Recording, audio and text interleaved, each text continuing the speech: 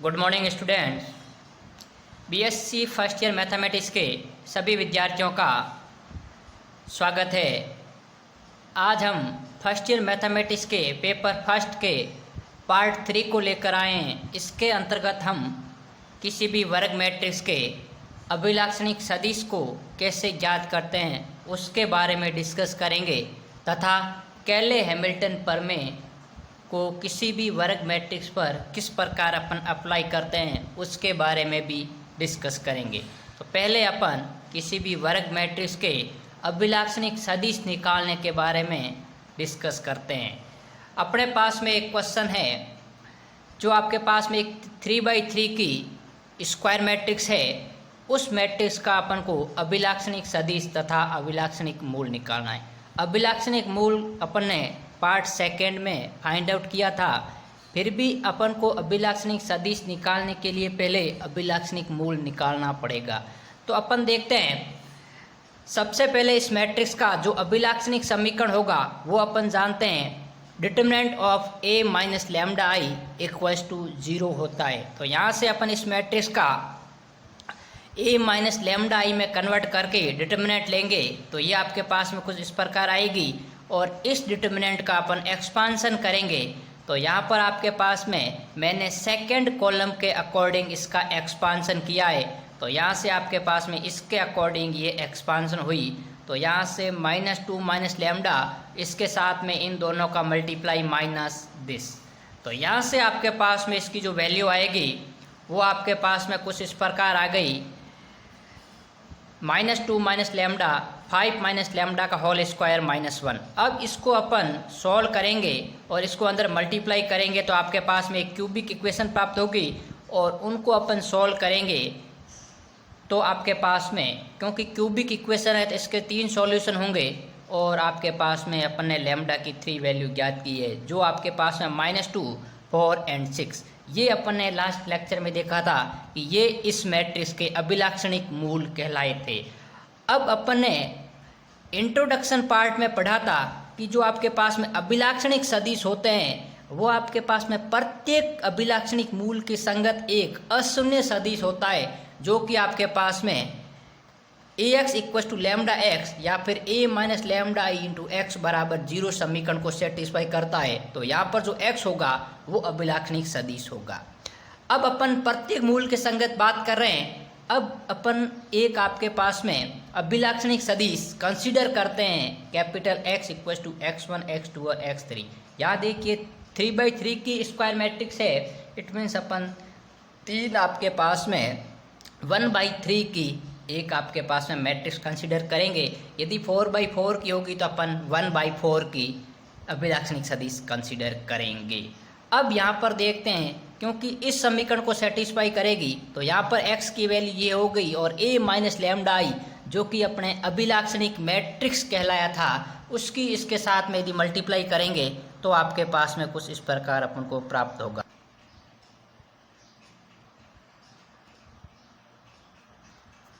अब अपन देखते हैं कि इसको इस मैट्रिक्स के अंदर रखते हैं, a minus lambda I into capital X equal to 0। तो यहाँ से a माइनस लैम्डा आई ये हो गया, और ये आपके पास में कैपिटल X की वैल्यू हो गई।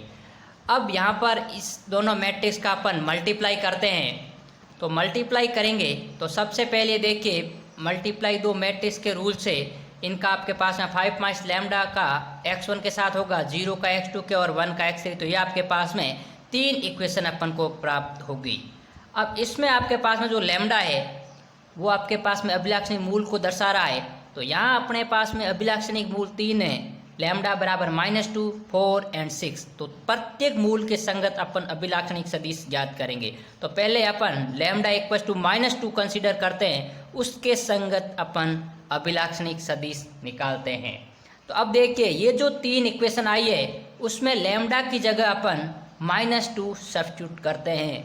तो आपके पास में देखिए तीनों इक्वेशन 3, 4 एंड 5 कुछ इस प्रकार आपके पास में रिड्यूस हो जाती है, क्योंकि यहाँ पर आपके पास में देखिए लैम्डा की जगह -2 रखेंगे तो माइनस माइनस प्लस तो ये 7 हो गया, और इसमें आपके पास में देखिए यदि अपन -2 रखेंगे तो ये 0 हो जाएगा, और यहाँ पर आपके पास में ये 7 हो जाएगा। तो ये आपके पास में A, B और C 3 इक्वेशन आ गई।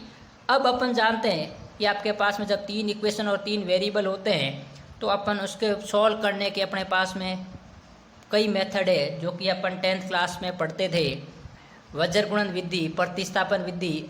तो यहाँ पर अपन इन तीनों इक्वेशन में से x1, x2, x3 की वैल्यू है वो वज्र गुणन विधि से फाइंड आउट करेंगे। तो किसी भी दो समीकरण को लेके अपन देखते हैं कि इसके आपके पास में एक सॉल्यूशन किस प्रकार प्राप्त होते हैं। अब अपन क्या करते हैं, मैं इस आपके पास समीकरण ए एंड सी को कंसीडर करता हूँ। तो यहाँ से आपके पास में जो x1 की वैल्यू होगी वो आपके पास में क्या होगी, देखिए इन दोनों का मल्टीप्लाई माइनस इन दोनों का मल्टीप्लाई।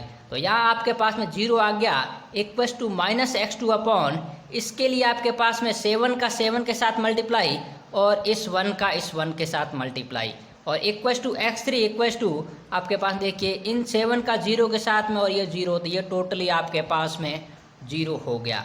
अब अपन देखते हैं ये आपके पास में देखिए टोटली 0 हो गया, ये टोटली 0 हो गया, अपने पास में ये वैल्यू आ गई। इसको मैंने आपके पास में कोई एक आर्बिट्री कांस्टेंट k1 के इक्वल रख दिया। तो यहाँ से आपके पास में अपन ने जो x1 सदिश माना था वो आपके पास में x1, x2, x3, तो ये x1 की वैल्यू आ गई 0, x2 की वैल्यू आ गई 48 k1 और x3 की वैल्यू आ गई 0। और अपन को यदि यहाँ से मैंने 48 कॉमन लिया तो आपके पास में 0, 1, 0 वैल्यू आ गई। अब अपन यहाँ देखते हैं कि ये जो आपके पास से मैट्रिक्स है इसके साथ में आपके पास में k1 आया हुआ है जो कि एक आर्बिट्री कांस्टेंट है, अर्थात इसकी वैल्यू जैसे जैसे चेंज होगी आपके पास में इस x1 की बहुत सारी वैल्यू आती जाएगी। इट मीन्स अपन ये कह सकते हैं कि ऐसे सदिशों की अपने पास में जो संख्या होगी वो इनफाइनाइट होगी, अनंत होगी। तो ये आपके पास में लैम्डा इक्वल्स टू -2 के संगत अभिलाक्षणिक सदिश प्राप्त हो गया। अब अपन लैम्डा इक्वल्स टू 4 के संगत अभिलाक्षणिक सदिश निकालते हैं। तो अब अपन देखते हैं अपने पास में समीकरण 3, 4 एंड 5 ये आए थे, इसमें अपन लैम्डा की जगह 4 यहाँ पुट करेंगे तो अपने पास में वापस अगेन 3 इक्वेशन प्राप्त होगी, और वो इक्वेशन कुछ इस प्रकार आपके पास में प्राप्त हुई है। अब इनमें से किसी भी दो इक्वेशन को लेके अपन x1, x2 और x3 की वैल्यू ऊपर वाले जैसे ही निकालेंगे। तो मैं क्या करता हूँ, इसमें से मैंने समीकरण बी और सी को लिया है, आप चाहे किसी समीकरण दो किसी भी समीकरण को ले सकते हो। अब अपन आगे देखते हैं कि इसमें वैल्यू कैसे आती है। तो यहाँ पर आपके पास में देखिए इसको अपन ने सॉल्व किया तो अपने पास में कुछ वैल्यू इस प्रकार आ गई, x1 अपॉन -6, -x2 अपॉन 0 और x3 अपॉन 6, और इसको अपन एक आर्बिट्री कांस्टेंट k2 के बराबर रख दिया। तो यहाँ पर आपके पास में x2 इक्वल्स टू ये वैल्यू आ गई। यहाँ पर भी अपन देखते हैं इस मैट्रिक्स के साथ में k2 जो कि एक आर्बिट्री कांस्टेंट है, इट मीन्स अभिलाक्षणिक मूल आपके पास में लैम्डा पर 4 के संगत जो अभिलाक्षणिक सदिशों की संख्या होगी वो इनफाइनाइट होगी। तो ये आपके पास में समीकरण 2 है, वो लैम्डा बराबर 4 के संगत अभिलाक्षणिक सदिश है।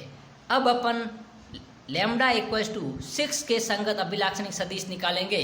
तो सबसे पहले आपके पास में लैम्डा की वैल्यू अपन समीकरण 3, 4 और 5 में वापस रखेंगे तो ये समीकरण आपके पास में 3 प्राप्त होंगे, और इन तीनों समीकरण में से किन्हीं भी दो समीकरण को लेके अपन x1, x2 और x3 की वैल्यू निकालेंगे। तो ये आपके पास में अपने समीकरण a और b को लेके निकाल लिया, जो कि मैंने आपके पास में फर्स्ट पार्ट में जो कैसे किया है वैसे ही आपके पास में सिमिलरली इसी प्रकार करना है। तो यहाँ से x3 की वैल्यू आ गई आपके पास में ये। अब यहाँ पर भी देखते हैं इस मैट्रिक्स के साथ में k3 है जो कि एक आपके पास में आर्बिट्री या स्वेच्छ अक्षर है, तो ऐसे सदिशों की संख्या होगी वो इनफाइनाइट होगी। तो ये जो समीकरण 3 है वो लैम्डा इक्वल्स टू 6 के लिए अभिलाक्षणिक सदिश का काम करेगा। तो यहाँ पर अपन देखते हैं कि जो सब अभिलाक्षणिक अपने पास में सदिश आए हैं, एक आपके पास में k1 0 1 0 आई थी, दूसरी k2 -1 0 1 और तीसरी k3 1 0 1। तो ये आपके पास में तीनों अभिलाक्षणिक सदिश आए थे, उसके संगत ये तीनों मैट्रिक्स आपके पास में अभिलाक्षणिक सदिश समष्टि को प्राप्त करेंगे या सदिश समष्टि को रिप्रेजेंट करते हैं। तो ये अपना क्वेश्चन था जिसमें अपने किसी भी 3x3 की आपके पास में वर्ग मैट्रिक्स दे रखी थी, उसके अपन ने सदिश समष्टि या फिर अभिलाक्षणिक सदिश फाइंड आउट किए। तो इस प्रकार अपन किसी भी मैट्रिक्स के अभिलाक्षणिक मूल और अभिलाक्षणिक सदिश निकाल सकते हैं। अब अपन देखते हैं कैले हैमिल्टन प्रमेय अभिलाक्षणिक आपके पास में जो भी मैट्रिक्स होती है उसके ऊपर किस प्रकार काम करता है। तो अब यहाँ आपके पास में इस पार्ट के अंतर्गत अपन कैले हैमिल्टन प्रमेय के ऊपर एक क्वेश्चन लेंगे और कैले हैमिल्टन प्रमेय की जो थ्योरम्स है उसके अपन प्रूफ पार्ट नंबर 4 या 5 में देखेंगे। यहाँ पर उसके ऊपर आपके पास में किस प्रकार का क्वेश्चन आता है उस क्वेश्चन को अपन देखेंगे। उसको देखने से पहले इसके कथन के बारे में जानते हैं कि कैले हैमिल्टन प्रमेय क्या कहती हैं। तो कथन लिखा हुआ है कि जो प्रत्येक वर्ग मैट्रिक्स होती है वो अपने अभिलाक्षणिक समीकरण को सेटिस्फाई करती है।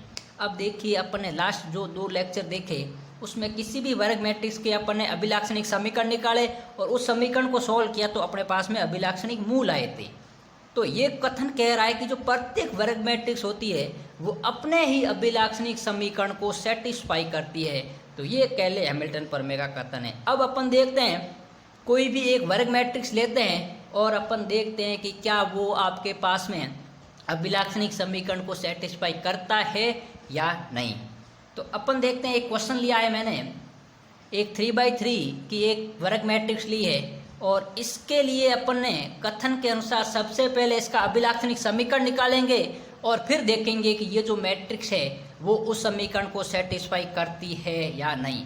तो देखिए अभिलाक्षणिक समीकरण निकालने के लिए आपके पास में अपन ने देखा था कि जो determinant of a minus lambda I की वैल्यू 0 होगी तब आपके पास में अभिलाक्षणिक समीकरण प्राप्त होगा। तो ये डिटरमिनेंट है और आपके पास में a माइनस लैम्डा आई और उसकी वैल्यू 0 और इसका यदि अपन एक्सपांसन करते हैं किसी भी कॉलम या किसी भी रो के रेस्पेक्ट में तो आपके पास में देखिए एक क्यूबिक इक्वेशन प्राप्त हुई है lambda cube minus 3 lambda square minus 7 lambda minus 11 equal to 0। और ये जो समीकरण 1 है ये इस गिवन मैट्रिक्स का अभिलाक्षणिक समीकरण कहलाता है। अब अपन ने कथन क्या था कि प्रत्येक वर्ग मैट्रिक्स स्वयं अपने अभिलाक्षणिक समीकरण को सेटिस्फाई करती है। इट मीन्स इस समीकरण को ये जो गिवन मैट्रिक्स है वो समीकरण 1 को सेटिस्फाई करेगी। तो आपके पास में देखिए समीकरण 1 को सेटिस्फाई करने का मतलब ये हो गया कि इस समीकरण के अंतर्गत यदि आप उस वर्ग मैट्रिक्स की वैल्यू रखते हैं तो वो 0 के इक्वल आनी चाहिए तभी वो इस समीकरण को सेटिस्फाई करेगी। अर्थात अपन ये कह सकते हैं कि कैले हैमिल्टन प्रमेय के अनुसार a³ minus 3a square minus 7a minus 11 equal to 0 जहाँ पर a आपके पास में गिवन वर्ग मैट्रिक्स है।